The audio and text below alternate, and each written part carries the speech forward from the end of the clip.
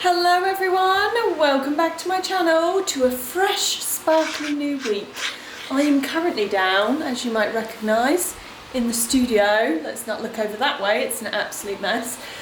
So it might be a bit echoey, so I'm sorry about that. And I've also got our little Dyson heater on down there as well, just so that we've got some heat down here because it's a little bit chilly this morning. So it's Tuesday and Simon and I are doing some Depopping today, which once again I feel a bit guilty about talking about in this vlog, because by the time you guys watch this vlog, if you don't follow me on Depop and you don't follow me on Instagram or you don't watch my stories or whatever, and you won't have seen this announcement, if you will, probably most of the stuff that's gone on my Depop will have already sold. So I'm very sorry, but there is a link down below in the description box to my Depop page where you can check out anything that I've got for sale. So I made a video a couple of weeks ago called How to Spend Less on Your Wardrobe, and one of the tips in that video, if you haven't already seen it, is to sell to buy. So if there's bits and pieces, certain things, or maybe a really luxury or premium thing that you want in your wardrobe,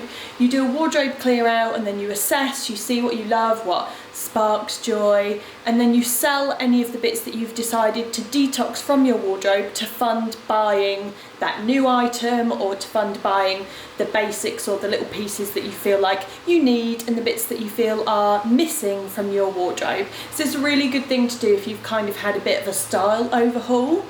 For me personally, I have been after a Max Mara coat for some time now, and I've been hunting for the last, I would say, like 7 or 8 weeks to try and find the perfect one. Of course, I want to buy it secondhand. I say I want to buy, I've already bought one. So I've kind of done this the reverse way round. I have already bought my coat, so now I need to do the selling to fund it, and that's what we're doing today. Right, so if you are Depopping, because I get asked for Depop and eBay tips all the time, so like either or, whatever site, resale site you're choosing to sell on, my number one tip would be to steam whatever you are selling.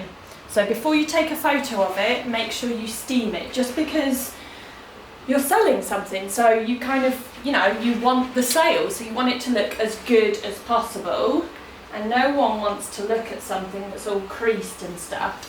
So I would steam it, and then in our case, remove any dog hair.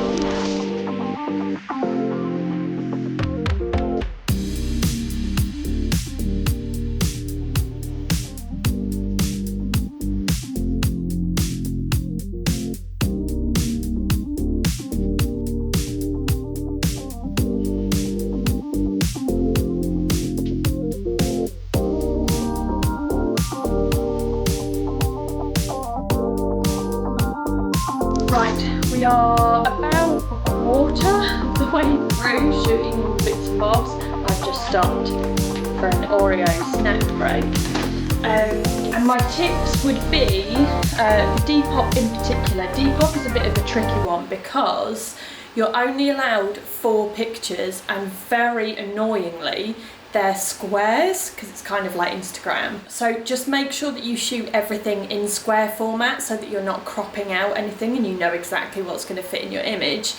Along with those 4 images that you're allowed to on each listing, you can also have a video. So I would advise making use of that video and doing like a little mirror selfie, which is what I've done, which you will see over on Depop, just so that you can see how the item looks like on a person, because that's always a good thing. I know it's really difficult if you don't have a camera or a tripod or someone to take a photo for you, like I obviously have Simon.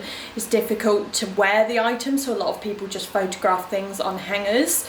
They actually don't sell as well because people like to see what it looks like on a person. So make sure you use and do that little mirror selfie option in front of the mirror, just so that you can see what it looks like and how the item also moves. A little tip for eBay though, because eBay is completely different. eBay, you can have loads of images, absolutely loads. So my tip would be just use as many images as possible. If there's any damage at all on the item, make sure that you photograph that and label it clearly. Like you can draw on your images with a little pen and just say like, this is where the hole is or whatever. Just be super thorough, because that way after you've completed a purchase there can be no issues, and also it just gives the buyer all of the possible information that they need before they bid on or before they buy the item. Morning everyone. It is now Wednesday. It's about 10 o'clock in the morning. The babies have just been watching 101 Dalmatians, and now they're watching The Incredibles 2. So they're having a great morning. And also look at the massive pile of Depopping in the background. Actually, everything last night, as soon as I listed something, it basically sold. So I think I ended up with out of all of those coats, 2 coats, or coats and jacket, which haven't sold yet, which is crazy. So I have already been able to fund my Max Mara coat, which I thought might have arrived today. So I'm going to check the tracking number in a minute, because I actually need to head off in a minute. Simon's gone to the hospital this morning in London Bridge, or at London Bridge, of something to do with his wisdom teeth. So I'm going to meet him. He needs to text me and tell me when, like, he knows how long he's going to be. Then I'm going to meet him. We need to go and shoot a collaboration with Vestiaire because it's their birthday. So if you head over to my Instagram, I would have already posted about this. There's a little treasure hunt that Vestiaire are doing, so go and check that out because it's really cool. And then, yeah, I think we're going to go get some lunch, and hopefully he can give me a little indication of what he might want for his birthday. I did already get him something, which actually, if I can persuade him not to start editing this video before Friday, which is his birthday, I think I'll show you guys now. So hang on a minute, let me go get it. Right, so I think we might have mentioned what is inside this box at some point in a vlog. Simon and I last went to Disneyland Paris back in the summer. It was just a random one day because we were in Paris and it was raining, so we'd gone to shoot photos. We couldn't shoot any more photos because of the weather, so we were like, sod it, let's go to Disney for the day. So we did, and we stayed the night. And actually we looked around a lot more of the shops than we normally would, and we went and had a proper look around this art store, Disney art store of course, which is in Disney Village, which is the section just outside of the 2 parks. And we had a look in there and we saw a couple of things. We saw this painting, or it's an art print, which was a limited edition, and it was essentially like a Hopper inspired, Nighthawks inspired diner scene. And we actually now have that. Simon got me that for my birthday, or he got us that for my birthday. And that's down in the kitchen. If you guys haven't seen it on my stories, I'll take you down there in a minute and show you. But one of the things that Simon saw, bless his little heart, was what's in this box. And at the time, he keeps saying I wouldn't let him have it. He just kept saying, oh, I really like that. And I said, well, where are we gonna put it? So I didn't say, no, you can't have it. I just said, where are you gonna put it? So that's what I've got him. I'm gonna make so much polystyrene in there.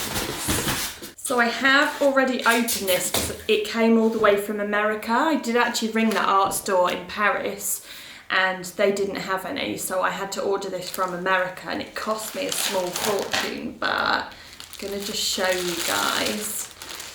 Double check it again, make sure it's in all order.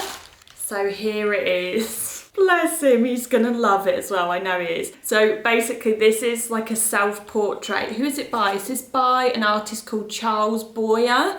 And it's essentially, Simon loved this so much because it's, as you can see, Mickey, who is doing the self-portrait with the little mirror, but it's Walt that's on the easel. And I must admit that does get me a little bit as well. It's very clever.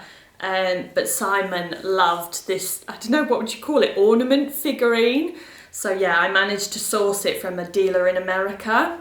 And this is his little gift. But I'm hoping maybe he might find something today, maybe in Burberry, because he loves a bit of Burberry. He is not having that shirt though that he saw last week. That is an absolute no. But yeah, hopefully while we're out today, he'll find something that he wants so that I can kind of top up his present a little bit.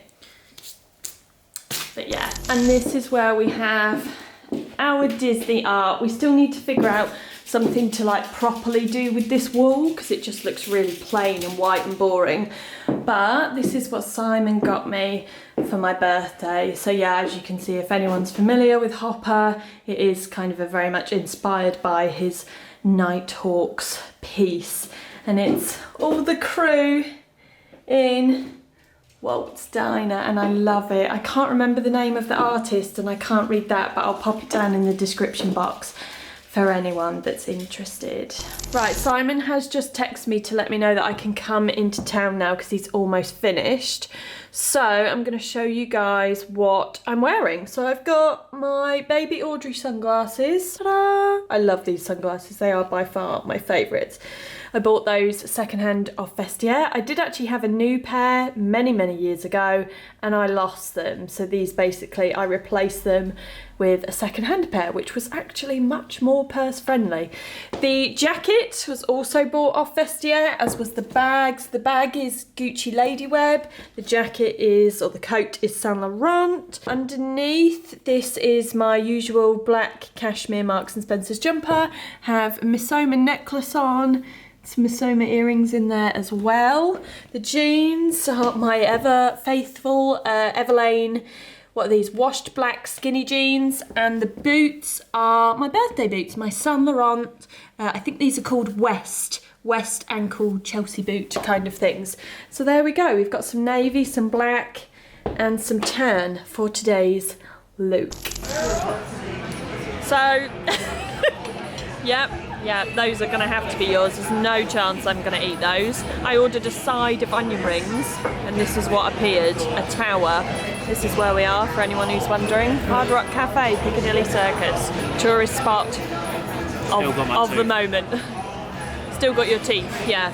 And we're about to tuck into a spot of lunch. Good morning, everyone. It is now Thursday and I am just heading off to the hairdressers. But as you might be able to see, something arrived yesterday. Actually arrived last night. Postman was really late, but it is my Max Mara coat, which naturally the first thing I've done this morning is gone, yeah, I'm gonna wear that today, because also yesterday was so cold. I was super chilly. And I also need a scarf today, but it is warm, it's cozy. Oh my God, it's so beautiful. Now I'm actually in a bit of a rush. I need to leave in like 2 minutes. So I'm not gonna run through the coat right now, but I am gonna run through it when I get back from the hairdressers. So don't worry, I will guide you guys through this luscious coat, but I just wanted to give you a quick glance at today's outfit, which is essentially the same outfit as I wore yesterday, just with my Max Mara coat and my scarf, because I'm in a rush. Good morning, everyone. It is now Friday. As you can see, I've had my hair done, so it's nicely trimmed. It's looking a bit flat this morning just because I kind of put some product in it at the hairdressers yesterday and wouldn't normally have put so much product in it, so it needs a little bit more volume, but I'll sort that out when I wash it next. But I am currently just doing all my depopping, so I'm packaging everything up. It does say on my Depop that my only posting day is Tuesday, but because this was quite a large amount of orders and sales, I thought I would kind of get a head start and do them today, because we don't particularly have any plans today. So yeah, that's basically what I'm doing. So I've got the massive pile here. These are all my envelopes, like mailing bags, which I'm using, which by the way, I bought, I think off Amazon, and these are compostable. So these are eco-friendly bags, because I wanted to make sure if I was using this kind of bag, which to be honest is the most practical thing for packaging clothing, I wanted to make sure that it was biodegradable. So yes, I use those. And then over here, hello Bean, I've got a little pile which I've already packaged that are ready to go to the post office. So for the next couple of hours, this is what I'm going to be doing. Right, we have just got back from the post office, sending off all of those coats. We've had to split it into 2 lots because we had so many, and it's Friday and there's probably going to be a lot of people in the post office. So we're going to do some more tomorrow. Hello birthday boy. That's nice. Sing happy birthday to me? No, I don't really feel like it. But I am going to show these guys my outfit because we're going off to lunch. We're going to go, well, we don't know yet, do we? Or have you decided? Undecided. But we're going to go to a nice pub or somewhere for lunch. So this is what I'm wearing for such an occasion. So I've got a vintage men's blazer on. This is actually Harris tweed, which is very swanky. Missoma necklace, Marks and Spencer cashmere knit basic. Vintage Fendi baguette, Mama, the large one.